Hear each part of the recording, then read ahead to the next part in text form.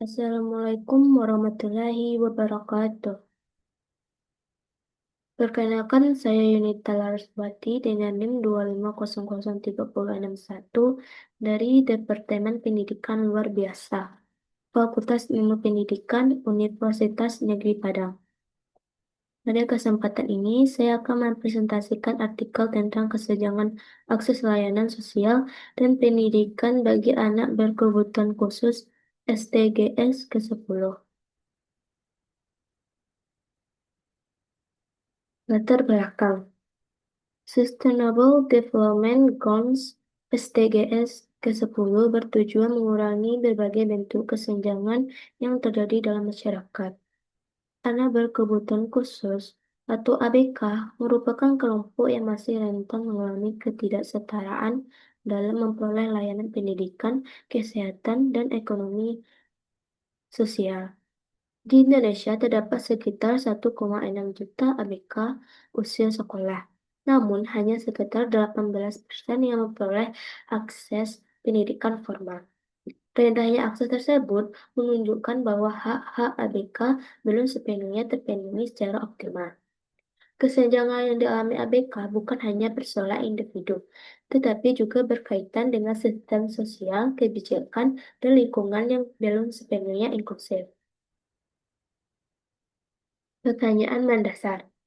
Apa saja bentuk kesenjangan yang masih dialami oleh anak berkebutuhan khusus dalam kehidupan sehari-hari? Faktor-faktor apa yang menyebabkan kesenjangan tersebut terus terjadi dan sulit diatasi? Bagaimana pendidikan inklusif dapat berperan sebagai sarana untuk mengurangi kesenjangan yang dialami ABK?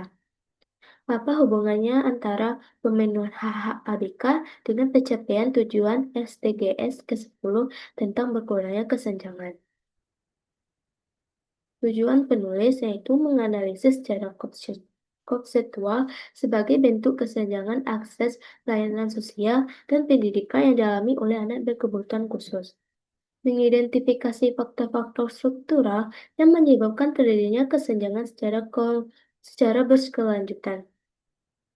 Menjelaskan pentingnya pendidikan inklusif sebagai upaya untuk mengurangi kesenjangan yang dialami ABK.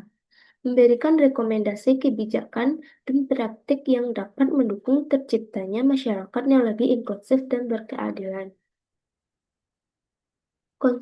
Masuk ke pembahasan. Satu, konsep kesenjangan dan disabilitas.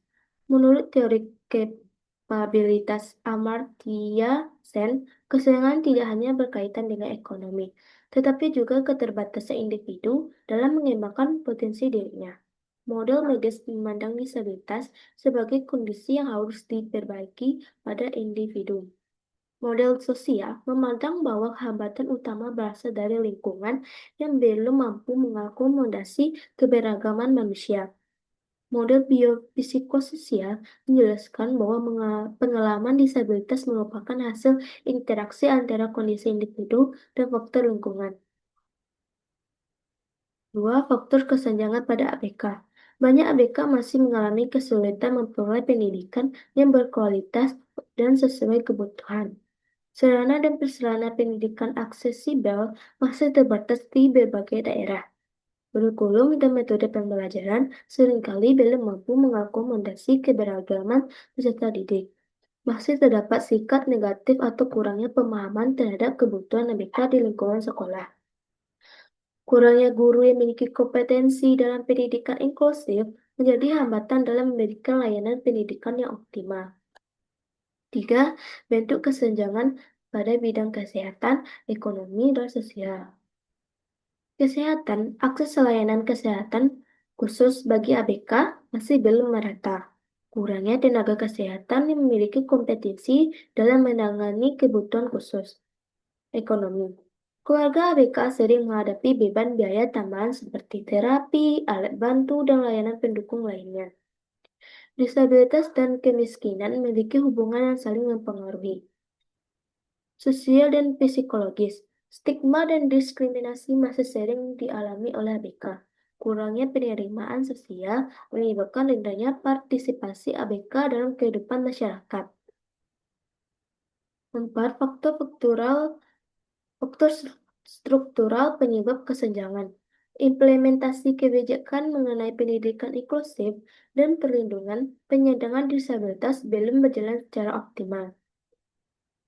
Kurangnya koordinasi antara pemerintah, sekolah, tenaga kesehatan, dan masyarakat dalam memberikan layanan kepada ABK. Keterbatasan anggaran menyebabkan banyak program inklusif tidak dapat dilaksanakan secara maksimal. Sistem pendidikan masih banyak dibangun berdasarkan asumsi bahwa semua peserta didik memiliki kebutuhan yang sama. Kompetensi guru dalam menangani peserta didik berkebutuhan khusus masih perlu ditingkatkan. 5. Pendidikan inklusif sebagai jembatan pengurangan kesenjangan. Pendidikan inklusif bertujuan memberikan kesempatan belajar yang setara bagi seluruh peserta didik tanpa diskriminasi. ABK dapat belajar bersama teman sebayanya dalam lingkungan yang mendukung keberagaman. Pendidikan inklusif membantu peningkatan kemampuan akademik, sosial, dan kemandirian ABK. Peserta didik non-disabilitas juga memperoleh manfaat berupa peningkatan sikap empati, toleransi, dan penghargaan terhadap perbedaan. Keberhasilan pendidikan inklusif membutuhkan dukungan guru, keluarga, sekolah, dan masyarakat. 6. Referensi SDGs ke-10 dan implikasinya bagi kebijakan. SDGs ke-10 menekankan pentingnya pengurangan kesenjangan sosial, ekonomi, dan politik bagi seluruh kelompok masyarakat. Prinsipnya utamanya SDGs adalah leave no one behind, atau tidak meninggalkan siapapun dalam proses pembangunan. Pemenuhan hak-hak AWK menjadi bagian penting dalam pencapaian tujuan pembangunan yang berkeadilan. Pendidikan, kesehatan, dan perlindungan sosial yang inklusif merupakan langkah strategis untuk mendukung pencapaian SDGs ke-10. Pemerintah dan masyarakat perlu bekerjasama untuk memastikan tidak ada ABK yang terpinggirkan. Kesimpulannya yaitu berdasarkan hasil artikel ini dapat disimpulkan bahwa kesenjangan yang dalam ABK bersifat multidimensional. Karena mencakup bidang pendidikan, kesehatan, ekonomi, dan sosial. Faktor penyebabnya berasal dari hambatan struktural, kurangnya kompetensi tenaga pendidik, serta stigma masyarakat yang masih kuat. Pendidikan inklusif menjadi salah satu solusi yang efektif apabila dilaksanakan secara optimal.